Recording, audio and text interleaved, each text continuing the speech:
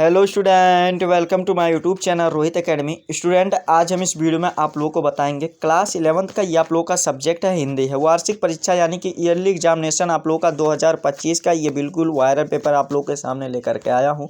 आप लोगों का जो पूर्णांक है यानी कि आप लोगों का जो नंबर है पेपर का 100 में 100 नंबर इस वीडियो में कंप्लीट तरीके से बताएंगे एंड आप लोग को समझाएंगे। बस आप लोग वीडियो के अंत तक बने रहिएगा, धैर्य बना करके। आप लोगों के जानकारी के लिए बता दूं, पेपर का जो कोड है यानी कि पैटर्न आप लोग का एसटी है। सभी जगह यहीं से क्वेश्चन पूछे जाएंगे, आप लोग को ये भी दिमाग में फिट कर लेना है और आप लोग को संपूर्ण हल के साथ यानी कि फुल सोल्यूशन के साथ इस वीडियो में बताएंगे एंड आप लोग को समझाएंगे। चलिए बिना देरी को शुरू करते अपने क्वेश्चन पर आते हैं। समय आप लोगों को दिया जाएगा पेपर में 3 घंटा 15 मिनट दिया जाएगा और आप लोग का ये पेपर 2 खंडों में विभक्त है। खंड का आप सबसे पहले स्टार्ट करते हैं, जिसमें से पहला सा प्यारा सा लवली सा क्वेश्चन दिया गया है कि प्रजा हितैषी समाचार पत्र का संपादन किया, यानी कि किसने किया था हमें ये बताना है इसमें। तो इसका जो देखिए ऑप्शन पहले देख लेते हैं, ऑप्शन क्या क्या दिया गया है, तब आप लोगों को इसका आंसर बताते हैं। तो ऑप्शन हमारे ऑप्शन में दिया गया ए ऑप्शन हजारी प्रसाद द्विवेदी ने, और दूसरा दिया गया राजा लक्ष्मण सिंह ने, और फिर क्या दिया गया है कि सितारे हिंद अज्ञे ने, यानी कि नहीं यहाँ पर यह है शाही हुआ है यानी कि सच्चिदानंद हीरानंद वत्यासे अज्ञे ने, और फिर शिव प्रसाद सितारे हिंद ने। तो किसने किया था? प्रजा हितैषी जो वो था पत्र था वो इसका कौन किए थे? तो राजा लक्ष्मण सिंह ने किया था, यानी कि पहला का हमारा कौन सा ये बी वाला ऑप्शन सही हो जाएगा, राइट हो जाएगा। फिर दूसरा क्वेश्चन जो दिया गया, आप लोग भी साथ में क्वेश्चन को नोट करते चलिएगा और इसको most important question rough copy में नोट जरूर करते चलिएगा और दिमाग में भी फिट करते चलिएगा, ठीक है बाबू। मोस्ट इंपॉर्टेंट सभी क्वेश्चन है और सभी के एग्जाम स्कूल कॉलेज में सभी जगह यहीं से क्वेश्चन पूछे जाएंगे, ठीक है। और फिर खा वाला क्वेश्चन दिया गया भारतीय युग के लेखक है, यानी कि भारतीय युग के लेखक कौन हमें ये बताना। तो पंडित प्रताप मिश्र जी हैं, बी वाला ऑप्शन हमारा लॉक कर देंगे, यही राइट आंसर है। फिर दूसरा क्वेश्चन देखिए क्या दिया गया कि द्विवेदी युग के निबंधकार है, यानी कि द्विवेदी युग के निबंधकार कौन है हमें ये बताना है। तो इसका जो राइट आंसर हो जाएगा डी वाला ऑप्शन हमारा सही हो जाएगा।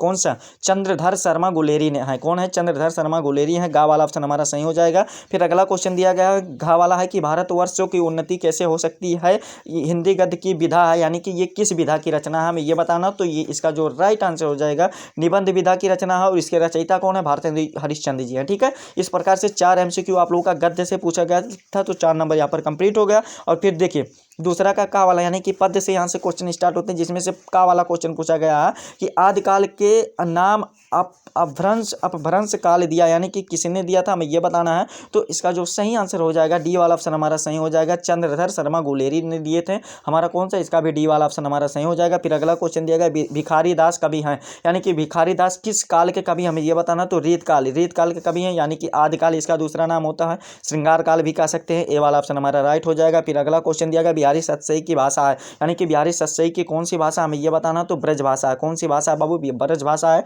हमारा सी वाला ऑप्शन इसका भी राइट हो जाएगा। फिर घा वाला क्वेश्चन दिया गया, यानी कि चौथा क्वेश्चन दिया गया कि साहित्यिक लहरी के रचयिता है। तो साहित्यिक लहरी के रचयिता कौन है? सूरदास जी हैं। इनका रचनाओं आप लोग ट्रिक से भी याद कर सकते हैं कि साहित्यिक लहरी, सूर सागर, सूर की सारावली, श्री कृष्ण की बाल छवि पर लेखनी अनुपम चली। तो यानी कि ये कवि कौन से थे? तो आप लोग का साहित्यिक लहरी, सूर सागर, सूर की सारावली और श्री कृष्ण के ये शाखा के भक्त थे। तो इस प्रकार से इनका याद कर सकते हैं, ठीक है। तो ए वाला ऑप्शन हमारा राइट हो जाएगा। फिर अगला क्वेश्चन चलिए देख लेते हैं। अगला क्वेश्चन दिया गया निम्नलिखित में से कौन सा वाहन चलाते समय मोबाइल का फोन का उपयोग करना सबसे अधिक खतरनाक होता है हमें ये बताना है। तो सबसे अधिक खतरनाक इसमें बताना है, यानी कि वेरी डेंजरस, यानी कि कौन सा होता है हमें ये बताना है। ऑप्शन क्या देगा? कार चलाने में होता क्या, ट्रक चलाने में, स्कूटर चलाने में, ये सभी। तो आप लोग को जानकारी के लिए बता दूं कि बाबू आप लोग डी वाला ऑप्शन लॉक कर देंगे, यानी कि कार भी चलाएंगे तो मोबाइल का इस्तेमाल नहीं करना है, डेंजरस माना जाता है, ट्रक भी और आप लोग का स्कूटर भी। तो इसका डी वाला ऑप्शन हमारा कौन सा हो जाएगा? ये सभी हो जाएगा, यानी कि ऑल ऑफ द अबव हो जाएगा, ठीक है। फिर खा वाला क्वेश्चन दिया गया है कि आप स्कूल के पास गाड़ी चला रहे हैं और वहाँ निर्धारित गति सीमा 40 किलोमीटर प्रति घंटा है, ठीक है, और फिर आप कितनी गति से गाड़ी चला सकते हैं हमें ये बताना है। तो इसका जाहिर सी बात है बाबू, इसका जो ठीक आप लोग 40 किलोमीटर प्रति घंटा ही चला सकते हैं, सी वाला इसका भी राइट आंसर हमारा लिख करके कंप्लीट हो जाएगा, ठीक है। अगला क्वेश्चन पर आते हैं। खा वाला क्वेश्चन दिया गया दिए गए गद्यांश पर आधारित प्रश्नों को उत्तर दीजिए। 10 नंबर का क्वेश्चन है, 5 क्वेश्चन पूछे जाएंगे, प्रत्येक राइट आंसर देने पर 10 नंबर मिलेगा। 10 नंबर का क्वेश्चन है, क्या दिया गया? महामहिम भगवान मधुसूदन जिस समय कल्पात में समस्त लोगों का प्रलय था, ये आप लोग का देखिए दिया गया है। आप लोग को यहाँ पर बता दें कि यह महाकवि प्रभात का वर्णन चैप्टर से लिया गया है। आप लोग का देखिए पाठ और लेखक का बताना है कि महाकवि प्रभात का वर्णन से लिया गया, आप लोग इसका लेखक का लिख दीजिएगा। तो क्वेश्चन को आप लोग बुक में कर लीजिएगा टिक और इसको स्वयं से आप लोग इसको अच्छे तरीके से जरूर तैयार कर लीजिएगा। ठीक है, क्वेश्चन को बताना हमारा काम है, तैयार करना आप लोग का, तो इसको अच्छे तरीके से जरूर तैयार कर लीजिएगा। सभी मोस्ट इंपॉर्टेंट क्वेश्चन है, क्वेश्चन यहाँ पर दिया गया, आप लोग का पाठ और लेखक का नाम लिखना है, रेखांकित अंश की व्याख्या करना है, और 3 आप लोग का क्वेश्चन पूछे जाएंगे उसी गद्यांश पर आधारित, इसको भी आप लोग अच्छे तरीके से तैयार कर लीजिएगा। ठीक है, 5वां क्वेश्चन दिया गया, दिए गए पद्यांश पर आधारित प्रश्नों के आप लोग को उत्तर देना है, सेम प्रोसेस नंबर वाला है। आप लोग का क्या दिया गया, इसको पढ़ लेते हैं थोड़ा सा। देखिए कि हमारे हरिहारिल की लकड़ी और मन करम बचन नंद नंदन और या दृढ़ कर पकड़ी और जागत सोवत सौपन निश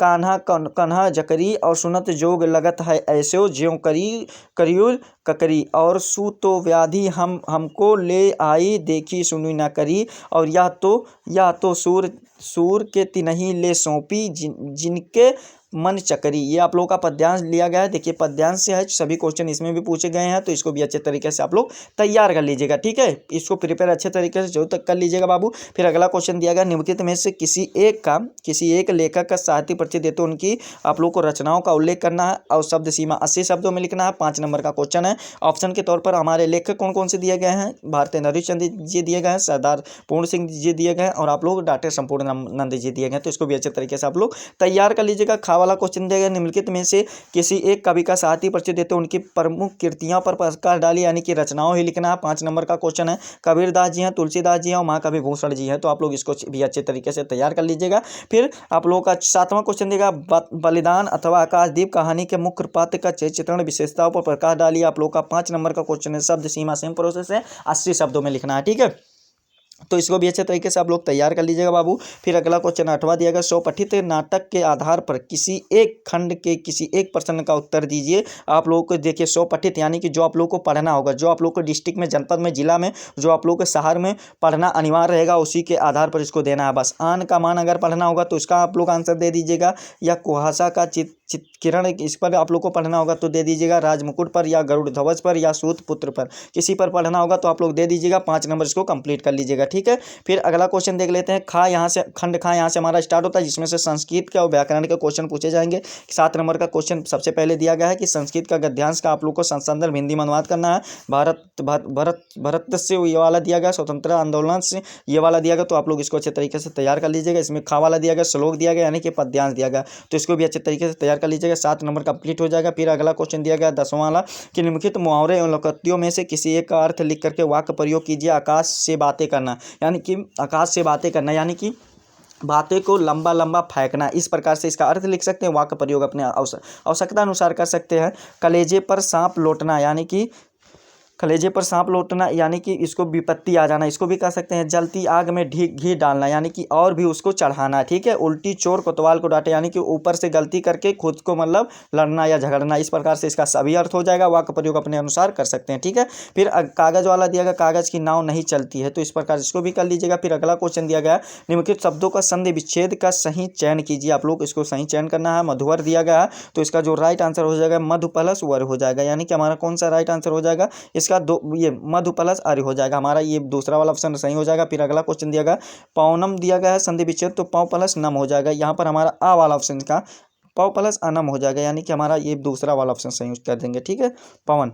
ठीक है, फिर अगला क्वेश्चन दिया गया, विद्यालय का विद्या प्लस आलय हो जाएगा, पहला वाला ऑप्शन हमारा राइट हो जाएगा, और जो इसका हो जाएगा तीसरा वाला ऑप्शन सही हो जाएगा। ठीक है, फिर अगला क्वेश्चन देखिए क्या दिया गया आप लोगों का, यहाँ पर दिया गया आप लोग को इसको ये बताना है, यानी कि आत्मनिर्भर शब्द का विभक्ति एवं वचन बताना। 1-1 नंबर का क्वेश्चन है, तो ये सेम प्रोसेस है, तो आप लोग इसको सभी को अच्छे तरीके से जरूर तैयार कर लीजिएगा। इसका जो तृतीय विभक्ति एक का बहुवचन हो जाएगा, फिर इसको भी अच्छे तरीके से तैयार कर लीजिए। एक है पतन, एक है पतन, तो एक का पतन का मतलब क्या होता है, पतन का मतलब होता है गिरना होता है। ठीक है, और एक पतन का मतलब होता है बंदरगाह होता है, तो हमारा ये तीसरा वाला ऑप्शन इसका राइट हो जाएगा। फिर अगला क्वेश्चन दिएगा, मेघ दिया गया और एक मेघ दिया गया, तो एक का मतलब होता है मेघ का मतलब होता है बादल, एक होता है, एक कोई और होता है, तो इसको भी अच्छे तरीके से तैयार कर लीजिएगा। ठीक है, फिर अगला क्वेश्चन देखिए क्या दिया गया कि वर्ण शब्द का अर्थ नहीं, यानी कि वर्ण शब्द का अर्थ नहीं होता है, तो वर्ण मतलब क्या नहीं होता बाबू, तो इसका जो राइट आंसर हो जाएगा अक्षर नहीं होता है, यानी कि वर्ण अक्षर भी होता है। रंग काला जाति, तो इसको भी अच्छे तरीके से आप लोग स्वयं से तैयार कर लीजिएगा। ठीक है, फिर अंबर शब्द का कौन सा अर्थ नहीं है, तो अंबर का मतलब वस्त्र भी होता है, अंबर का मतलब केसर जो है यही नहीं होता होगा। ठीक है, फिर अगला अंबर का मतलब यही केसर नहीं होता। ठीक, अगला क्वेश्चन दिया गया, जिसका चित्त एक जगह स्थिर ना हो तो उसे क्या कहते हैं, तो इसे क्या कहते हैं, उसे विचित्र कहते हैं, यानी कि कहते नहीं बहुत तुम विचित्र लग रहे हो, तो ये वाला हमारा सही हो जाएगा। फिर अगला क्वेश्चन दिया, जो एक जगह से दूसरी जगह घूमता ना हो उसे क्या कहते हैं, तो अगोचर कहते हैं, यानी कि अगोचर जो घूमता ना हो। ठीक है। फिर अगला क्वेश्चन देखिए यहाँ पर दिया गया, शुद्ध वर्तनी करके लिखना है, 2 नंबर का क्वेश्चन है, किसी एक को आप लोग कर लीजिएगा, इसका भी आप लोग का कंप्लीट हो जाएगा। फिर अगला क्वेश्चन इसमें दिया गया, निम्नलिखित वाक्यों को अशुद्ध करके लिखना है, तो इसको भी अच्छे तरीके से आप लोग तैयार कर लीजिएगा। फिर आप लोग का व्याकरण का क्वेश्चन देख लेते हैं। 13 वाला क्वेश्चन क्या दिया गया, आप लोग इसको समझिएगा। करुण रस का और हास्य रस का लक्षण सहित उदाहरण सहित लिखिए, इसको भी तैयार कर लीजिएगा। यमक अलंकार अथवा रूपक अलंकार का परिभाषा देते हुए एक उदाहरण लिखिए, 2 नंबर का क्वेश्चन, इसको भी अच्छे तरीके से बाबू आप लोग तैयार कर लीजिएगा। चौपाई छंद